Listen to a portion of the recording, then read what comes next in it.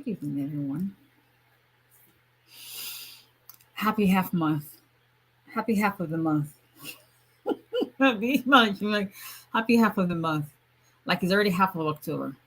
Like, is anyone else that feels like when you're getting to the end of the year, it's like okay, especially when you hit that November and Thanksgiving comes around, you're like it's time to stop working. But then your bills are like no no no not too fast. It's like no, don't be silly. How are we going to pay this? Yeah, I'm getting to that point where it's like, okay, can we dial it back? Hi, Miss Elder Sanctuary. But if bills are like, no, girl, we ain't dialing nothing back. Keep going. Yeah. Ekale, how are you? I came home today. Hmm. Y'all, I think my kid doesn't understand it. I'm a very, very, don't be fooled by the bouginess.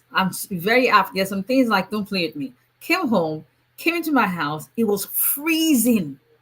Like I thought I was, I mean, it's getting chilly, in the morning and in evening, but I came in freezing my butt off. And I was like, 𝒊𝒎𝒎𝒊𝒈𝒓𝒂𝒏𝒕, like, did something, like, I mean, it's colder in the house than it's outside. Someone just said, check the thermostat. My,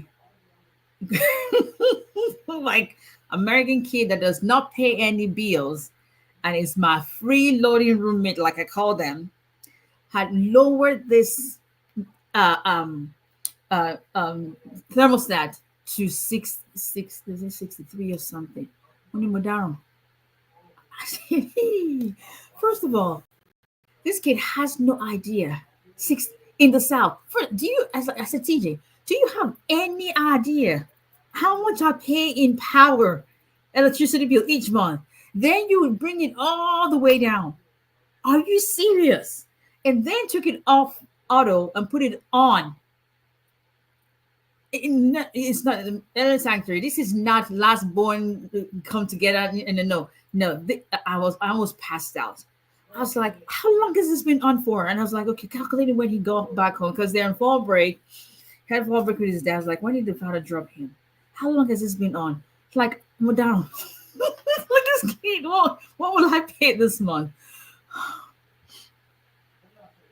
I'm telling you, I said, what is going on? He said, it's hot. Hot where? In the same, because I was playing basketball outside. And how's not my problem? If you decide to make yourself hot from playing basketball, why should my purse suffer for that? I was like, if you ever touch my thermostats ever again, I'm not even kidding you. Find yourself living with your dad permanently. I ain't doing it. Are you serious? Don't listen. I'm too Ijebu for that kind of craziness. I was like, what? These American kids have no clue. Marion is exactly. American kids have no clue. No clue. Like mind blown. Like what? I was passed out.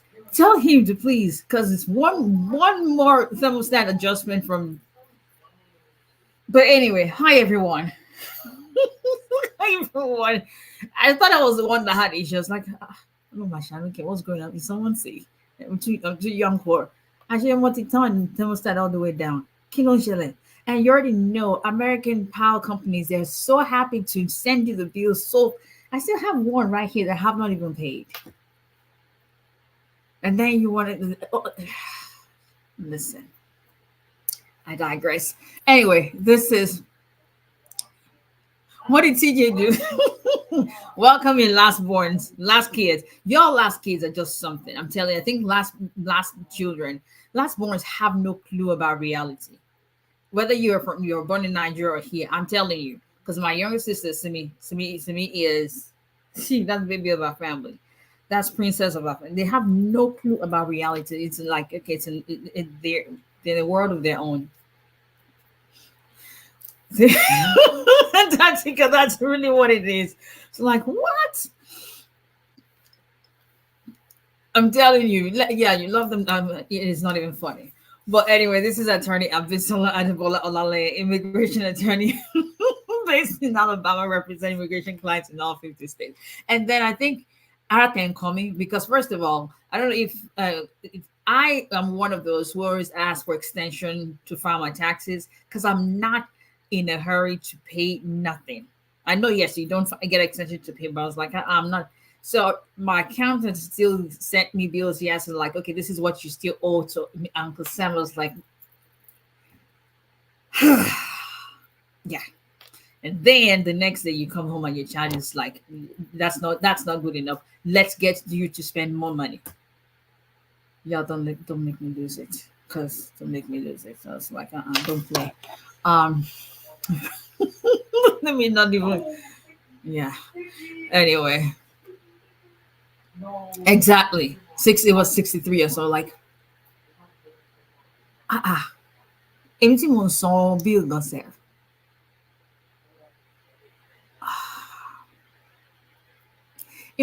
By God's grace, when he's an adult, God keeping my life, sparing all our lives to reap the rewards of our labor.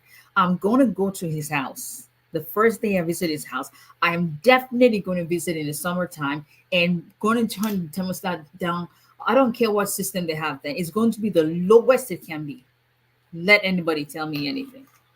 But anyway, I came home, I was freezing. Like, what happened? Did I get sick and be fine? But anyway, once again, welcome in, as Mr. Sanctuary will say, to the most positive space in social most positive platform, social media space, something along those lines.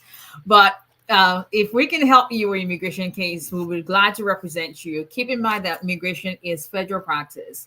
That means that if an attorney is licensed in one state, they can represent you in your immigration case in any state, regardless of the state you live in. So yeah, we've got so many clients outside the state of Alabama, and yes, in all 50 states, including y'all that live in Alaska. I thought I was in Alaska for a short minute there.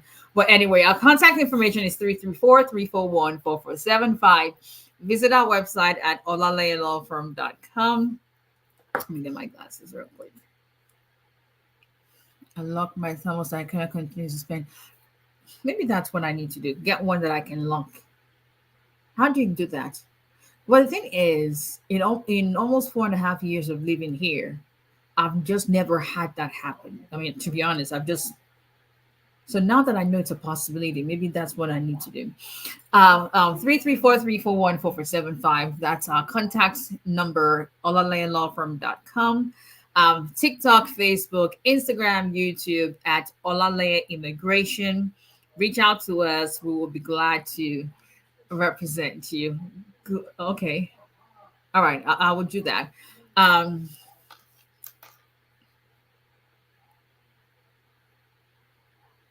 Yeah. Oh goodness. Okay. 334-341-4475. Please like, share, follow, subscribe. We're trying to build our YouTube family, so please subscribe. Let me put this down a little bit. So there you go. Hi, TikTok family. Hello, everyone on Instagram. LinkedIn is on. We're on LinkedIn tonight as well, and Facebook and YouTube.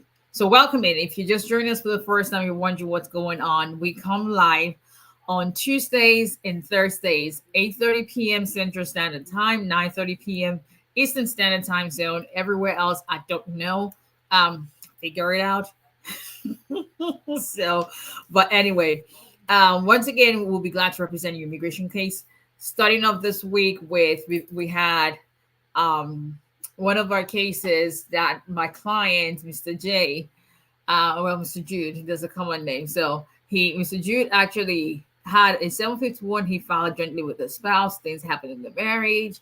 Came to us earlier this year. We converted his case to an abuse case. He was highly skeptical because he didn't think that what he had endured actually was abuse. He was very, very concerned that there was no physical abuse. I was like, okay, because sister lawyer, I was like, okay, listen, this is what I do.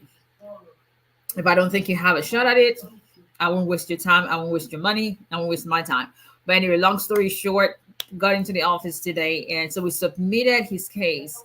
The request to convert to a self-petition was submitted back in May, and got his green card and got the approval notice. And someone was asking, so how would you know if USCIS grants your I-751 based on abuse? your approval notice would be very specific. It would say something along the line of, we granted a waiver of the joint filing under, I think it's section 214. Let me see, I can pull it up real quick. Hold on one second, people. I think it is section 214 and something like that. Let's see, it's right here. Yeah, it says no 14, 216 C4C. So yes, so he about lost his mind. He said, it never ceases to amaze me when I can when I share news with macho alpha male African men, and they're literally crying or just they've lost it because they just can't believe it. That's it's good to have that kind of power as a woman, just saying. But so we're celebrating with Mr. Jude. Congratulations. I've been sleeping at the bicycle. Congratulations to Mr. Jude. We're so glad that you came to meet us, and thank you for trusting us.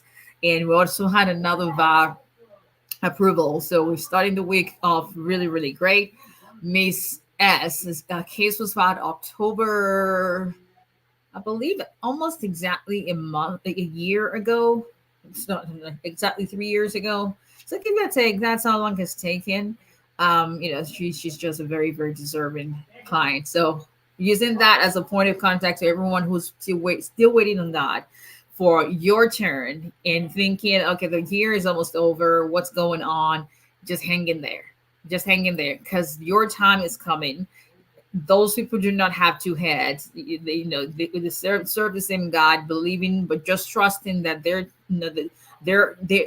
blessings will come at the appointed time for everyone, and that's just what it is. But anyway, so we look forward to sharing news together. This is what this platform is about: being able to come together and share your testimonies, encourage one another, and hopefully we keep that going each and every time. Let's talk immigration, people. So what are we talking about tonight? Let's talk about something that a lot of people always forget that can actually happen. How will they know? How will they know? I said, who is who? Who's they? USCIS. Who else is they? How will they know? That's what we're talking about. How will they know what? Hey, Finest Shandy, let's talk about it. So, y'all have heard me so many times that, hey, don't think that USCIS does not have access to information you enter. Exactly. I was actually thinking about that. Like, so Magic got his green card and he just left. Hey, what can we blame him? Don't worry, he'll be back. He's got 2 years and 9 months. He'll be back for citizenship. How will they know? How will USCIS know? Just give me 1 second. TJ.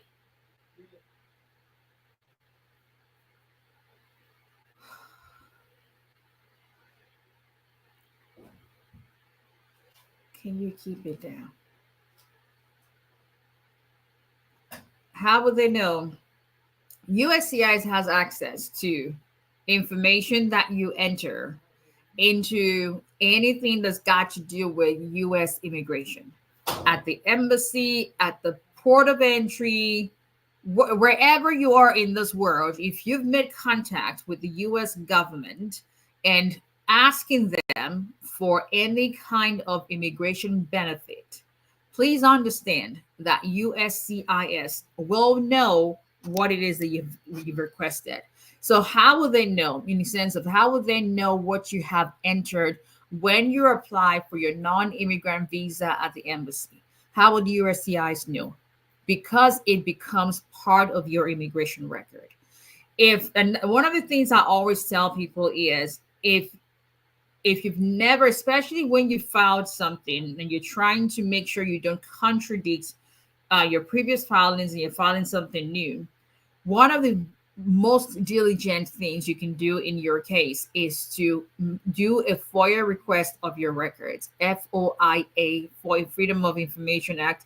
That's what that act covers, in the sense of you've got a right, federally protected right, to request certain records for yourself.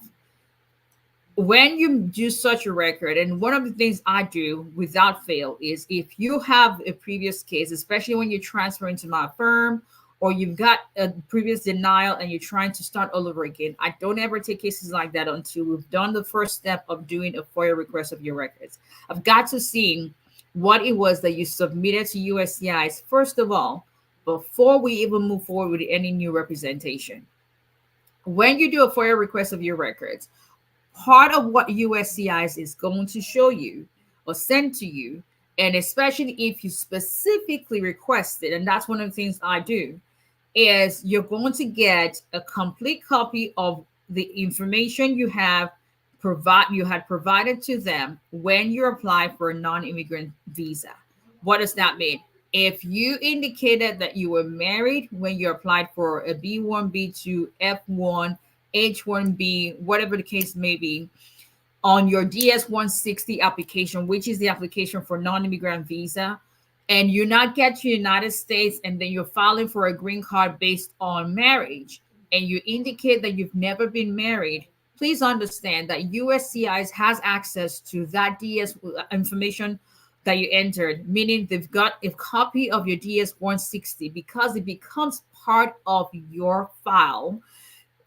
Even though that is under the Department of State, USCIS is DHS, and you've got CBP, it becomes part of your file where if it's CBP, if it's DHS, if it's DOS, as long as it's your name, your date of birth, your alien number, it becomes part of your file. So when people file, that's why if you file an immigration benefit, US and a lot of people get when USCIS comes back and says, hey, you had applied for this benefit back in 1999, and you'll be surprised how far back they can go. You indicated that your spouse had passed away, or whatever it is, or you submitted this document while you applied for your visa, but now we found out that the document is not a genuine document. Now that you're applying for something new, and you're wondering, how did they know? That's how they knew, because back when you applied for the first time you make any contact with the U.S. government and you're asking them for immigration benefits, please note that that application that you submit, because everything you do with the U.S. government is in black and white, that application that you submitted back like 200 years ago, it's part of the file. So if your name hasn't changed in 200 years, then they're going to pull it up. So that's why people get, into a situation where, sister lawyer, back in the day. I had a client that had his case filed, everything, good faith marriage, great bona fides, everything. Case was denied. Why? When he got to the I-130, USCIS says, we're looking back in your DS-160 when you applied for your immigrant visa, the last time you applied for it. You entered that you had been previously married. You in this application, your I-130, your spouse filed. You said you had only been married one time before your current spouse. However, with administrative record or administrative review of your record shows that you indicated you had been married twice. He argued with me that it's impossible. I said, listen, because we had a consultation and go, Mr. A, if USCIS is telling you this, I can't argue that you didn't say that or you didn't put that. What I can tell you is they're not going to base it now. Do they make errors? Absolutely. USCIS, they're humans. That's what I think. But if they're and when they get very specific, because they had the name of the person that he said he was married to, the date of birth, where the person's like, USCIS, unless there is a mix-up of your record with somebody else's record, please understand that that's what you have in your DS-160. He said it's impossible. So I said, okay, let's do a FOIA request of your records. Lo and behold, we got the FOIA records. Everything that was on the I-130 denial verbatim was on his DS-160. And he had no clue that he had hired, he went through an agent and they put in information about someone he had no clue about. Where the person was living, where the person was working, all of that, he had no clue. And I was like, here you go. He could not believe it. But USCIS, and this was back in I want to say it was 1998. I think it was 1998 because I think that was it was before 2000 because he's an older guy. And so he's been here for that long, and he's been on this immigration case because he was in school. It was a whole lot. But we're talking over 2 decades. That was the reason why his I-130 that he filed for, that his spouse filed for him, was denied. So what we now have to do is, because that information is in this file, we cannot argue that. He has no clue who the person that helped him was. I mean, we're talking over 2 decades. And so being 2 decades ago, going to marry, I mean, my kid, God willing, not thank you, Jesus, it's going to be 20 this year. I mean, I can't even believe it happened, almost 20-year-old. So you can imagine back in the day. But they have that on his record. And based on that, his whole case was denied. So now we're starting all over again for him and his wife. And in addition to that, we now have to file a waiver of inadmissibility because there's just no arguing that it's in his record. So if you're thinking, how will USCIS know? That's how they know. They know because if you have made contact with the US government, you have entered that information in your application for any kind of visa, then you have given them the right to search and do an investigation into your file. If there's anything that contradicts what you're now claiming for them now, it's going to become an issue. And that's why people end up having to file a waiver of misrepresentation in the 601 waiver because you submitted fraudulent documents. The best thing you can do before you submit anything to USCIS is do a FOIA request of your records. Some people are lucky enough to have copies of your DS-160 and it's like, okay, we review it. If you do not, and you're not sure what it is, especially if you used an agent. I have another guy who is stuck in England. He's been stuck in England for, I think, this whole year, since last year. So we have an I-130. He got married.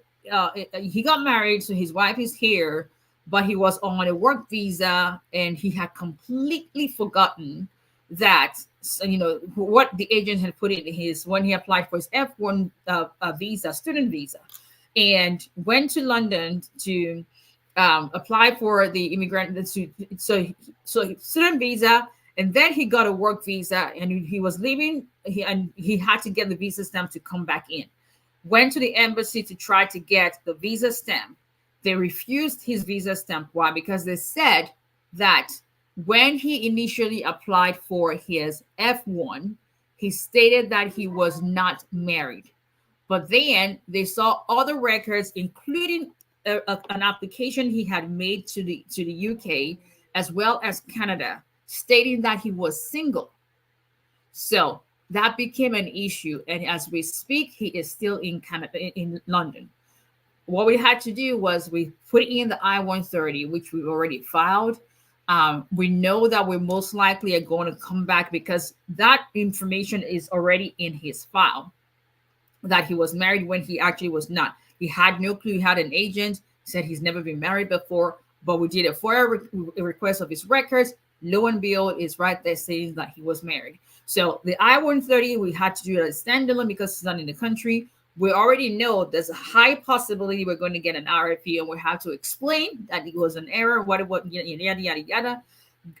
Nobody knows what God has in store for him, but logically and legally speaking, most likely he's going to have to do a waiver. And the unfortunate, quote unquote, part of applying for an immigrant visa at the embassy is this: unlike the United States, where if you file for adjustment status, you can file a 601 at the same time. At the embassy, however, you have to actually apply for your immigrant visa. The consular officer has to deny your visa application first before you now become eligible to apply for a 601. And 601 applications take forever. So we still have a long road ahead of us, but that is what this kind of situations can cause. So the best thing you can do, number one, if you're thinking, how will USCIS know? That's exactly how they know. Then the next question is, how would you know what you entered in your application? Do a FOIA request, FOIA request, submit it to USCIS, submit it to DOS, If you're worried about anything, if you had any encounter with CBP, Customs and Border Protection, you can also do a FOIA request to them. Get your complete file. Know exactly what you have in your record before you proceed with anything. If there's any reason for you to believe you're going to contradict yourself, that's what you need to do. And I've seen that happen even in our cases. Like I currently have about 3 cases where we're having to respond to this RFU based on stating that they were married in the application for a visitor visa. One was an M1 visa. Now they're doing a VAWA case. And for the M1, I already knew that because it started with me. The other 2, there were RFUs that came to our firm. I made some really, really like out of the box arguments that Emi Gawani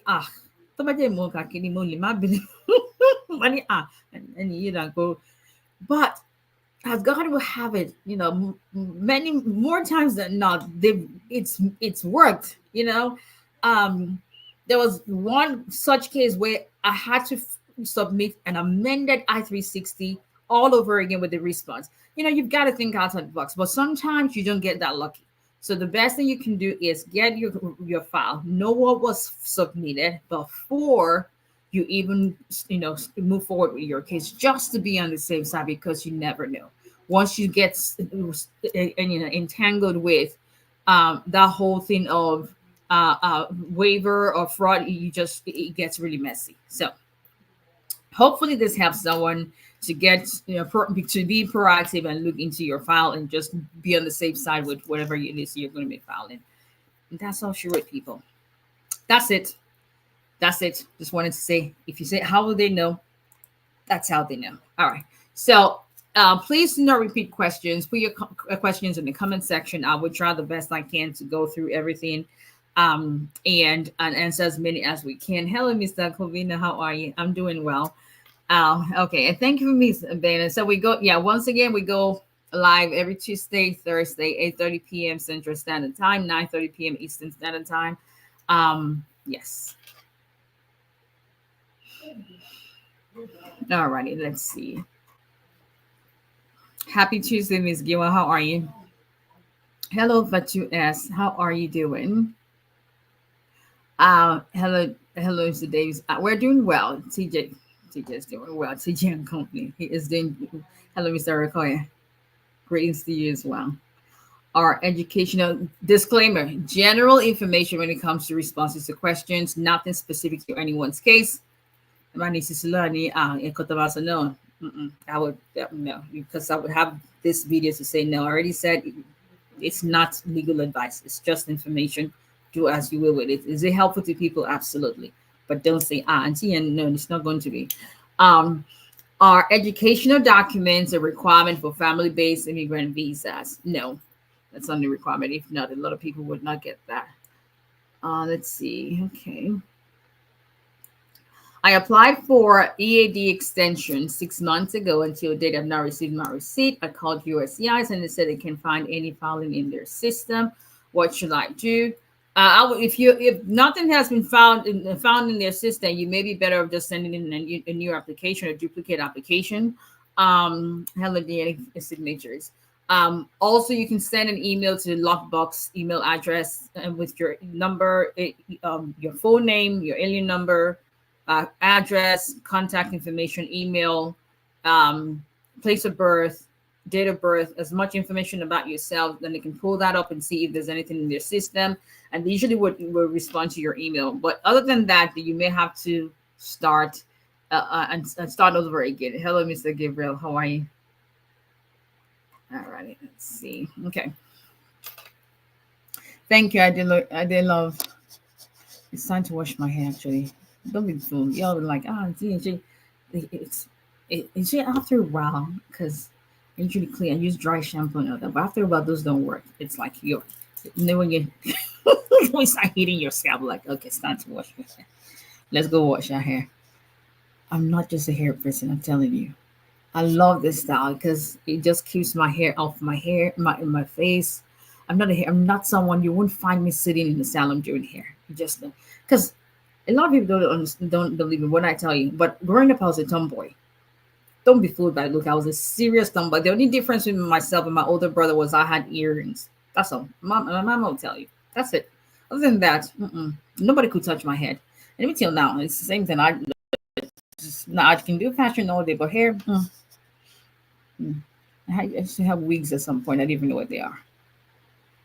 I'm not there. I tell you, that's my hairstyle. Can I ask my question without first saying how beautiful you are? Thank you. You'll still get an answer to your question, so ask away. Okay, let's see. I was telling TJ, I said, I don't know what it is. I sent a text to the group, to the family chat. I was like, I'll send it both of my boys. I go, um, both of you are just very, very good looking young men. And, thank God for your mama's good looks. My oldest, who's my Mr. Diplomatic, doesn't want to hurt nobody, knows how to move. He is his father's child. You can't pin anything on them like, was that a shade? Or no, you can't. He just put a smiley face emoji. Y'all asked me what my baby boy, 14-year-old mouthy said. I think I said, he said, well, I'm not really sure that's true because people say I look like dad. So if I look like dad, I must get my looks from dad. Talo biele, talo be any explanation. Talo be any logical explanation. Talo be who's asking your question. Just go with the flow. But no, let it slide. Where?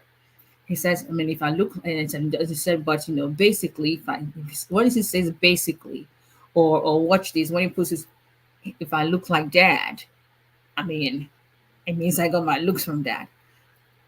Who asked you? Can't you just say thank you or something, not to just shut your mama? But yeah, and so they said he got his mouth from me, but hey.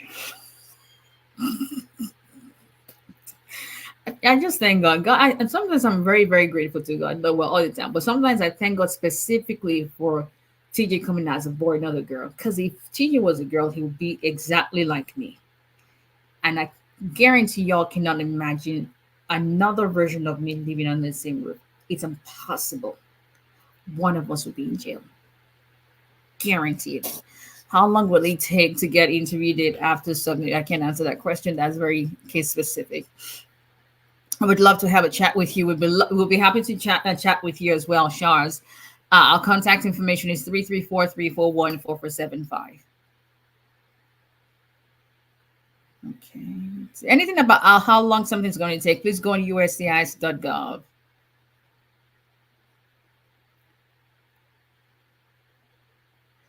Is there information on consultation fee? Consultation fee, we have three options: 30 minutes, 140, 45 minutes, 210, 1 hour, 250. Anything about how long something is taking, please go on USCIS.gov/processing time. So same thing, how can I file for my siblings and how long does it take? Siblings, let me help you out with that one, because that one, it will take no less than 15 years. How can you file for your siblings? Start with setting up a consultation with an attorney, keeping in mind that your siblings are going to be waiting for no less than 15 years before they can apply for immigrant visas, or if they happen to be in the country and have maintained status all through, before they can apply for adjustment of status.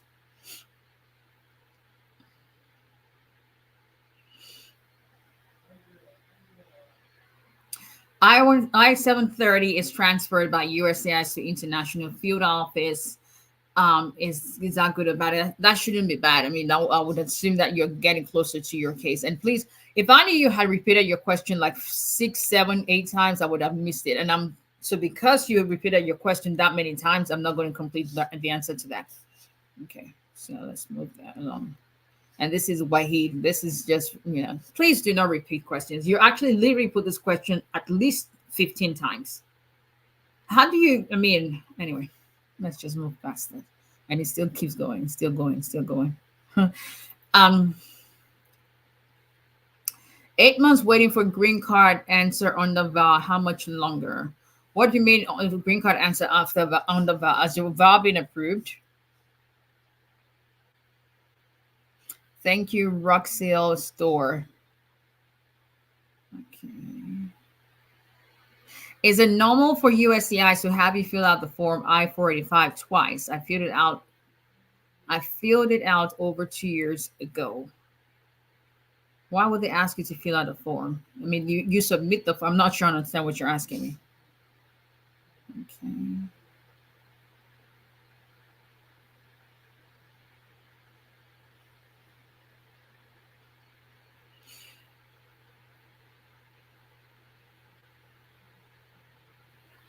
What is better, to send the permit application with VAWA or once we get the work permit? What is better, to send the permit application with VAWA? I don't understand your question. Can you rephrase the question? Your question, this blows my mind. Someone actually put the same question at least 30 times. How does that make any sense? How long before they ask for medical exams for green card through VAWA? So if you filed your VAWA case and submitted, if you filed your case, and I-485, if it's filed after November 2023 and you submitted your, it's advisable that you should submit your medical. So that's what we're doing in every case. Even in VAWA cases, if you sent me your medical, we're submitting it because effective November 2023, medicals no longer expire. So you could be there for as long as your VAWA case is pending. But if that was submitted before November 2023 and they haven't sent you that, then you're going to have to wait. I'm not sure, you're not saying if your VAWA case has already been approved. Most of the time, they will not send you a request for evidence for your medical until the VAWA petition itself has been approved. Once that has been approved, then you move forward with the adjudication of the I-485. So it just depends on where you are.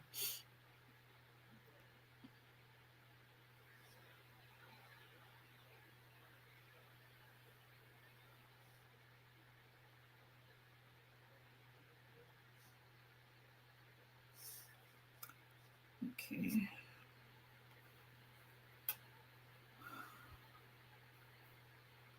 When should I upload more evidence to USCIS? My process seems very slow. It may seem slow to you, but if it's still within normal processing time, I would not advise to upload anything without.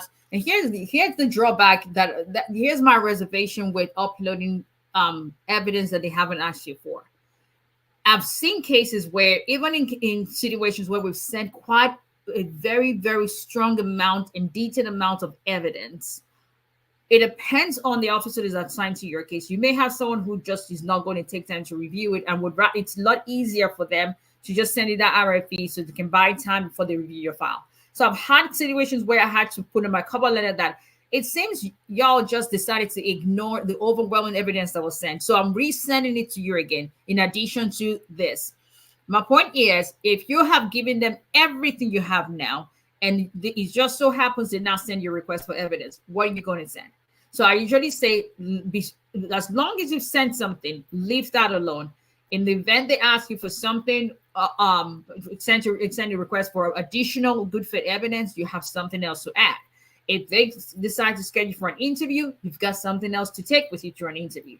So my policy is not ask and tell. You just wait till they ask you for it.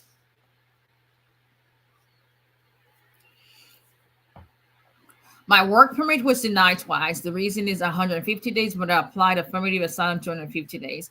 If that's not work, if the calculation is not calculating, then I would say definitely that you want to you want to sit down with a lawyer. Patience, your name just reminded me of something. I applied for my spouse I-130. It's 2 years now. It's still actively being reviewed. And that's why I tell people, do not be so laser focused on that actively reviewed status. It can mean a whole variety of stuff. So,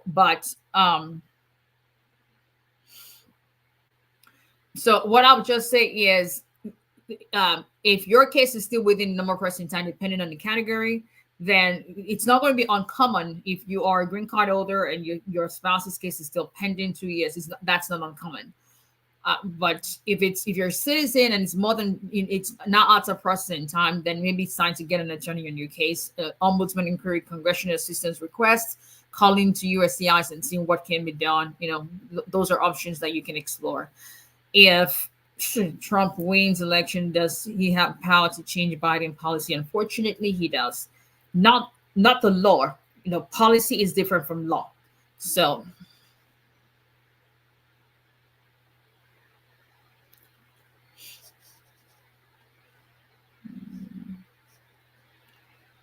let's see. Oh, where did I? Oof. That jumped. Okay, that's where my mother was refused a visa because she entered with a different name, but she was not aware of. Okay, so what's your question? Okay, so that's what I guess that's what I thought. Patience. So you're a permanent resident, and so it's not uncommon. If you look at the processing time, it's probably still within.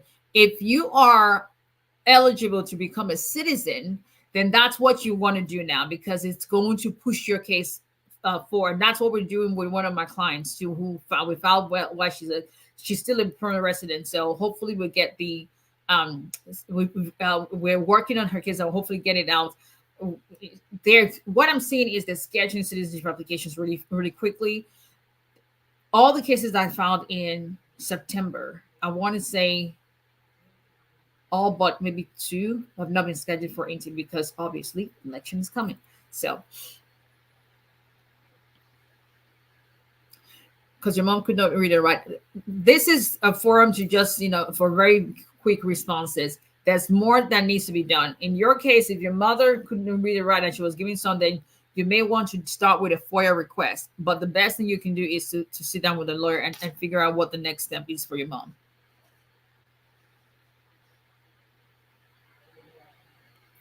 Can you remarry if you have a pending I-751 based on divorce waiver? You can.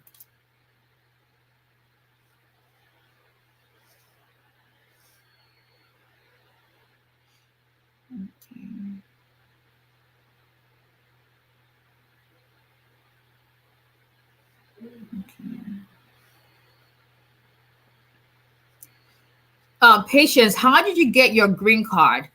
To know when you can apply for citizenship, we need to know how you got your green card. Was it through marriage? Are you still married to the person? Was it through a vow? Was it through employment? How did you get your green card? Was it through asylum? How?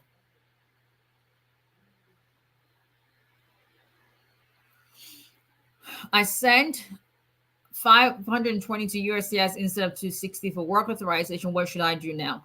Well, it depends on if you sent it. So, Under Blazer, did you send 520 with concurrently with an I-485, or did you send the work authorization itself by itself? Because by itself it's 520. However, if you're filing with a 485, then it's 260. So it depends on what it is that you did, and it's not cool that you're repeating the question either.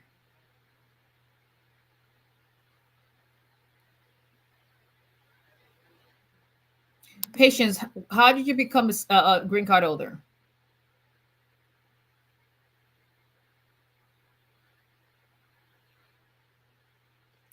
And that's what I love this forum for. See, everyone can encouraging you on TikTok, Patience. See, you're not alone. When you come here, you realize that you're not alone in this immigration journey. It can be nerve-wracking, but it's always good that we can. I mean, if it's just twice a week, 1 hour each time, twice a week, 2 hours a week, to just feel good. That's how Mr. Matthew used to come and join, and he made him feel good. Now he's got his 10-year green card. He doesn't care anymore. He's like, am I right? That's how life is. That's how life is. But we're happy for him because he was, yeah.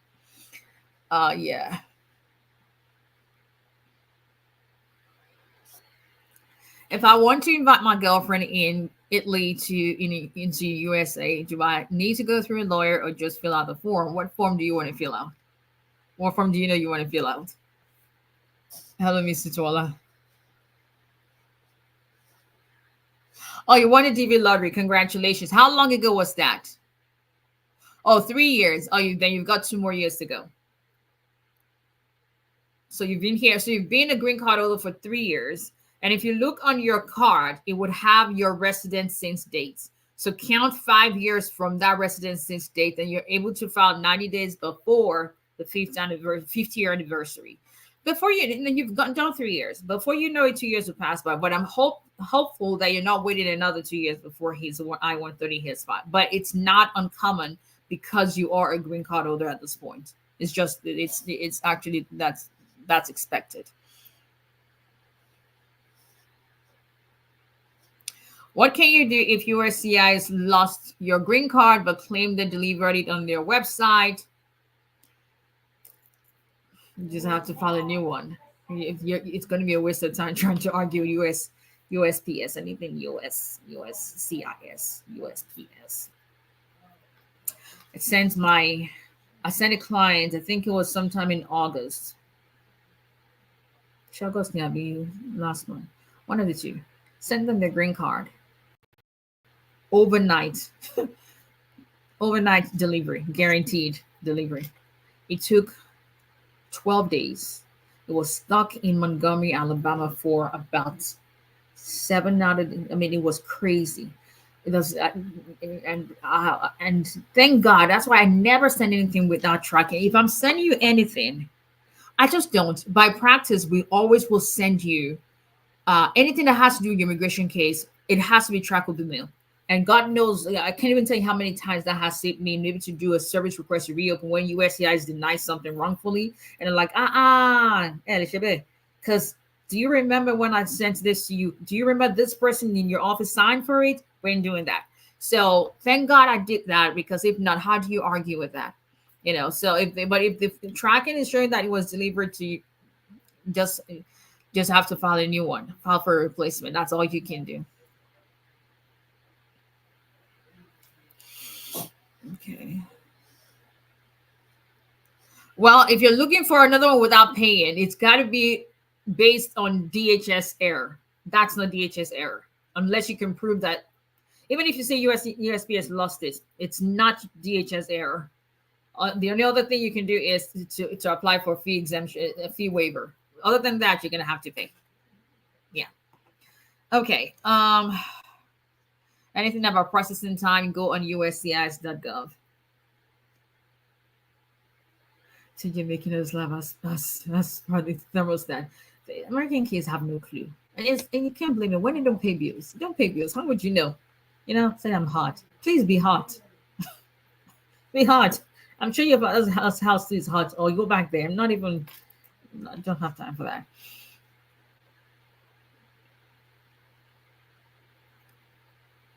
My I-485, parents of U.S. citizen, was originally submitted to Texas Service Center, but received notices from embassy without transfer. The fact that you filed it in Texas doesn't mean that it's going to be adjudicated in Texas. Filing location is one thing.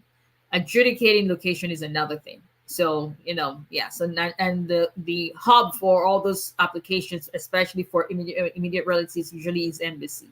And that's actually a good thing, because embassy decides whether an interview is required or not. So if the interview is not required, then everything starts and adjudicated and completed with the NBC. That's where you send your medicals and all that. So, and I think, yeah, that just answers. I didn't even see the second question. So that answers your question already.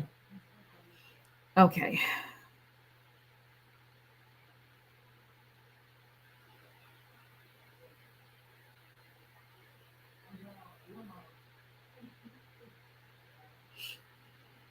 Mistakenly remarried before decree absolute, but later divorced without any filing. Should I do another divorce in the States? I can't answer that question without knowing the history of your case. So that's something you want to sit down with the lawyer to give them your documents. But let me say this, don't quote me on this, but I want to believe that you can actually remarry after a decree nisi has been issued. I have to look into that, but I'm almost certain. So it may not impact anything. That'll be more. So I'm almost positive that's it. But whether or not you now have to do another divorce in the States, um, let someone evaluate your documents just to be on the safe side. All right, let's see. I had court this morning, y'all. I'm telling you. Sometimes I'm like, only she share arguments. Like, just you wake up and your work is to argue with other people. Like, and you enjoy it. Yes, I do. And I'm doing it again tomorrow because I have criminal trials tomorrow. Yes, I do. That's why I don't want to come home and argue with this 14-year-old, because at least the other people I argue with, they pay me for that. Come home and argue with someone that's not even paying bills in your house. It's life.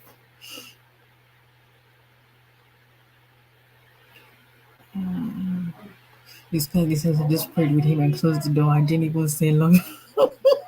I'm telling you, this case will make you. Oh, I heard it was American kids. Yes.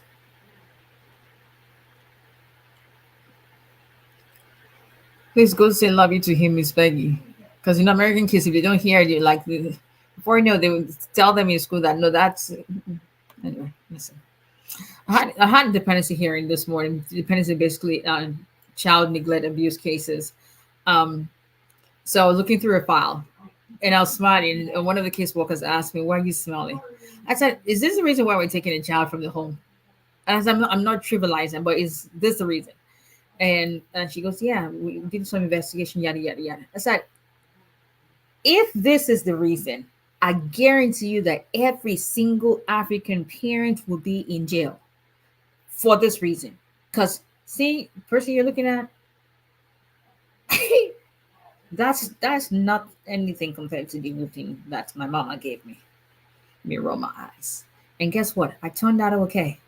I said, well, it's y'all's law, so let's do it, right? Because, thank God for good whoopings back in Nigeria. Hello, I am 𝒊𝒎𝒏𝒕. How are you? Right back at you. So, Mr. Ben says TG is like me then. Oh, you're always hot too. Okay. So you have it at 63? Then y'all need to go to the doctor because something else is wrong. Mr. Ben, are you trying to tell me that you keep your house at 63? If that's the case, you need to see a physician for real. Okay. I'm going to take I am 𝒊𝒎𝒏𝒕's advice and go get Google Nest and lock my thermostat because I'm not doing it. Okay. Let's see. Oh, we have LinkedIn too. Yeah, we do. Hello, Finest Jandy. I just hardly remember to turn it on. Okay. Sleeping device. Yes. Okay. Let's see. Congratulations, Jude. I'm so happy for him.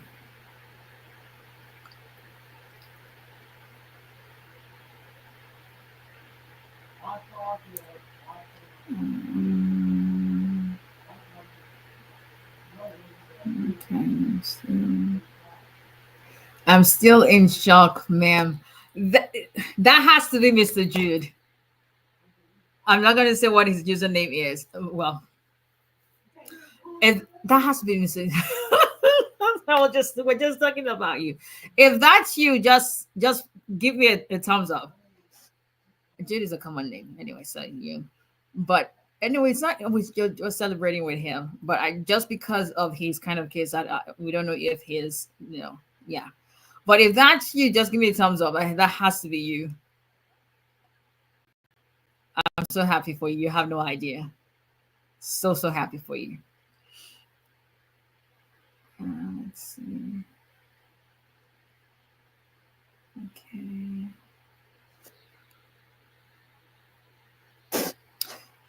How long does it take to get green card from VAL after medical RFE response? I can't answer that question. Every case is raised. It's case fact specific.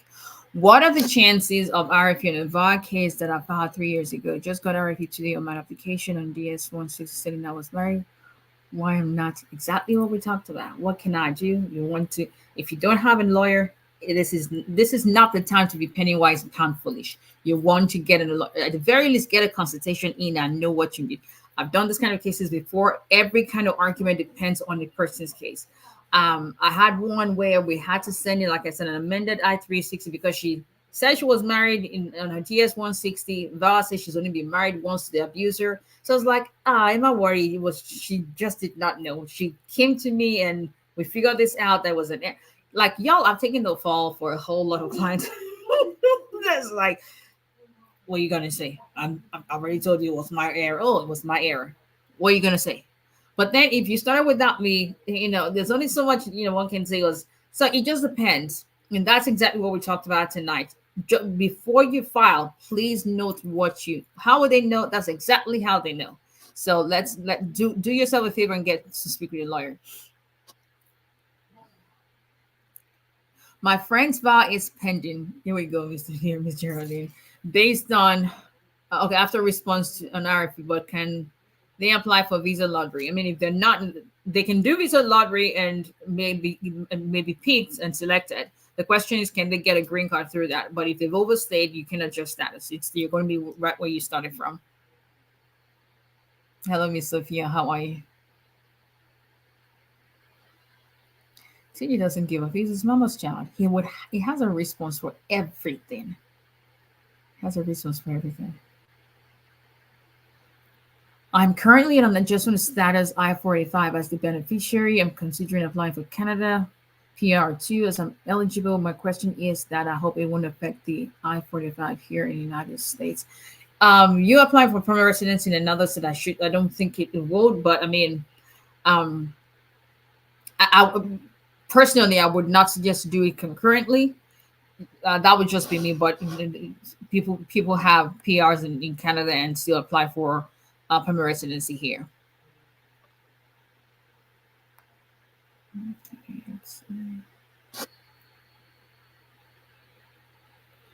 Is there any timeline for USCIS to review RFP for I-360 and give a decision on? There's no set timeline.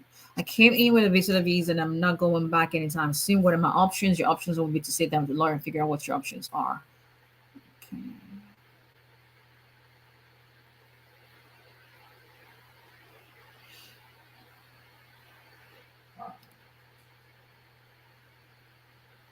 No sense, right? They just ask me. Yes, and thank you, Fifi. I-130. I think we already had that posted last week. I don't know. Kyla does our post. She did it last week because I usually review it because obviously legal information. But for those who don't know, I-131 advanced parole application. It used to be 5 pages. It's now 14 pages. The only edition USCIS is accepting is the June 17, 2024 edition. If you file something with advanced parole that you like after October 11, you cannot use the previous version. You've got to send in the new version, or else your case is going to be rejected. Yes, and there was no notice, nothing. On October 10, the old version was the only thing that was acceptable. On October 11, the old version was out, new one, and this was just, yeah.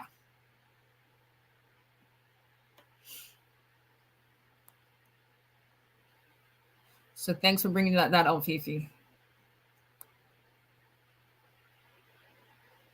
No exception. Every single African, I'm telling you, they'll all be in prison.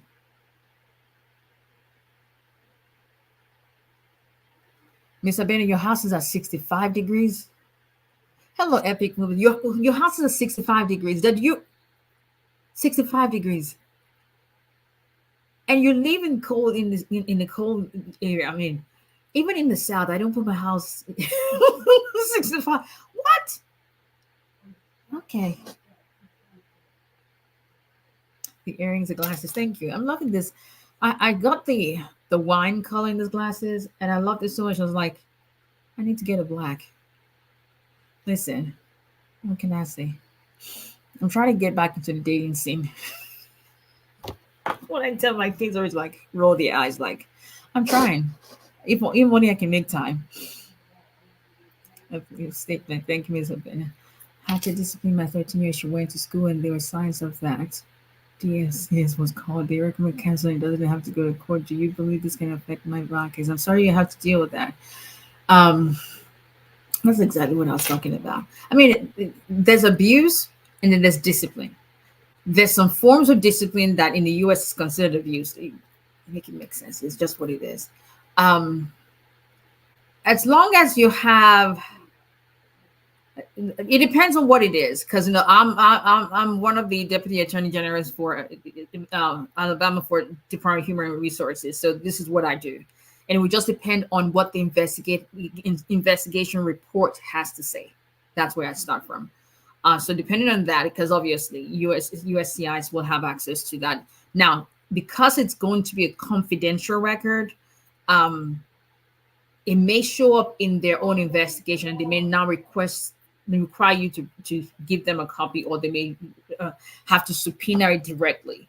But it just depends on what the specific facts are. Hopefully it doesn't. Thank you, Mr. Sanctuary. Okay, yes. So I think it was up last week, just because it was very, very sudden. Very cool in here. I'm not doing it. Mr. Bennett, don't invite me to your house. Okay. Let's see.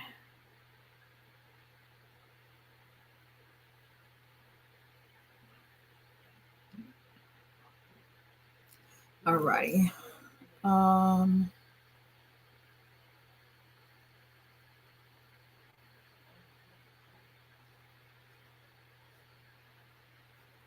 How can I stop the application for someone?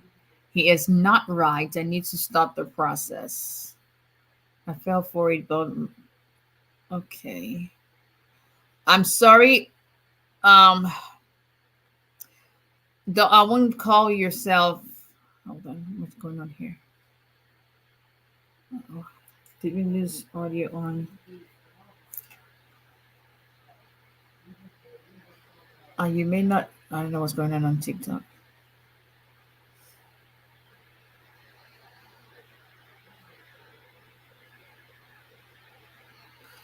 You have lost me on TikTok. I don't know.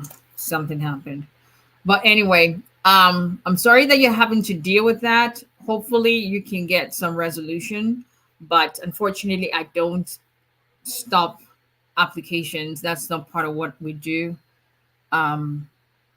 But that's not part of what I do. I represent immigrants, so yeah. Anyway, I pay all these bills trying to help others. Yeah, I mean, I won't call you yourself an idiot. That's a stronger word to say. Can an unmarried adult child of a citizen get approved for adjustment of status to green card without leaving U.S. pending asylum? No. If there's no others, if they don't have a valid non-immigrant status, pending asylum is not a status. So if they don't have any fallback status, then they would have to cancel the process.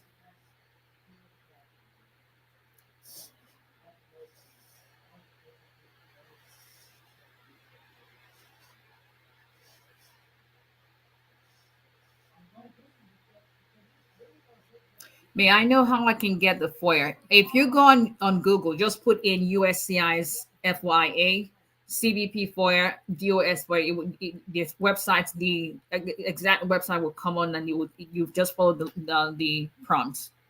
It's very, very easy to get.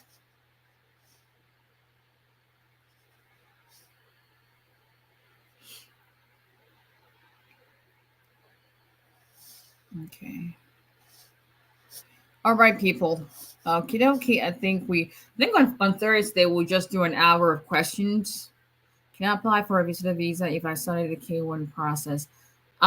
You can apply for a visitor visa.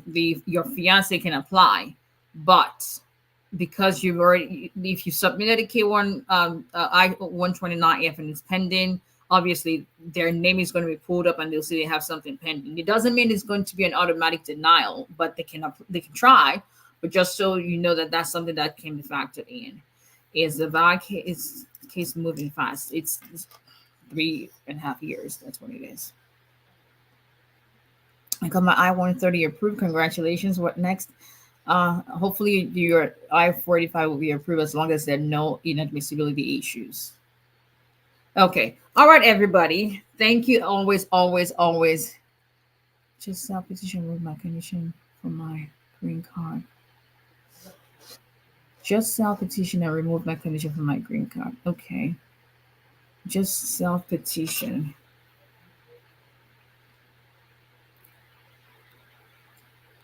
Well, COA means class of admission, so I'm not really sure what else you're asking me. I got an. So if you already removed the conditions on your green card, why are you getting a stamp in your passport? I'm not following. Yeah, getting a stamp in your passport means that your case is still pending. So why are you getting the stamp if you already removed the conditions?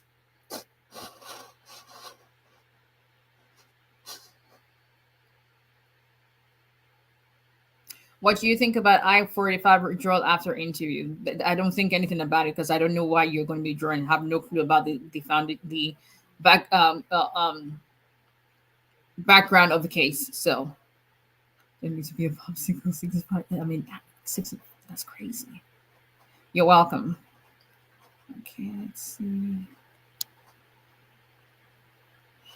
Thank you, Ms. Abena. All right.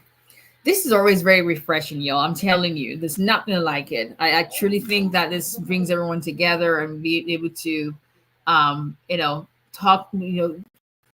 talk about whatever it is on your mind without any judgment, be able to ask questions and reach out to people who are willing and just sincerely willing to pray with you. I mean, what else can you possibly ask for? So, thank you to everyone for always keeping this space as as positive as possible. Because the block button is ever so active, so that we use that as well. But just all we can do is just keep going. All we can do is just keep going. It's always great to. Yes, the testimonies are great. We celebrate with Miss S. We celebrate with Mr. Jude. Unexpected, when it's a different kind of celebration when the blessing is just so wild and unexpected. Because I was not. I mean, when I tell you that I didn't even get notification of his case, I got to the office was like, what? I was like, what? I was saying my assistant Ashant was like, are you kidding? She goes, why? Like, you have no clue about this case. This case was. My client did not think this was possible. And so, in those moments when you think that in our human mind, we're thinking it's not possible, please understand that that's you as a human thinking of your human strength. That does not impute God's strength because the Bible says his ways are not our ways, his thoughts are not our ways. Things that we see are seemingly impossible. He specializes in possibilities. So when you least expect it, God shows up for you. As long as you have that open mind and trust that he's going to, even in means, we all come together because we're immigrants or we're related to immigrants, whatever the case may be. And you're looking at your case and it looks impossible to you. That's your human mind. But whose report will you believe? It's not about your report. It's not about the report of whoever is in USCIS. It's about what God says is going to finally happen. But the one thing we have to do is we have to keep trusting it. So knowing that as people come here and share their testimonies and ask for an encouragement and all that, it's going to get to your turn one day. It's going to get to your turn. I remember we're talking to Mr. Manager, but I remember clearly when one of the times he had posted, like, that he's praying that very soon, and that was before his interview, that he's praying that, very soon his post is going to be the one on our business page. That is speaking things into existence. When you speak it before you see it, trusting and believing that it's not anything that we have any power to do, but because you have spoken it and believe that God is going to make it happen. So when you speak it, don't now go and then alter what you have just spoken positively and now start to doubt. Doubt will creep in, but it has no place to even stay. And so let's just keep encouraging one another, praying for one another, staying in the space of expectations and knowing that those expectations will come to fruition, God willing. I'm doing well, Miss Vicky. I'll see you guys on Thursday. Have a good night, everybody.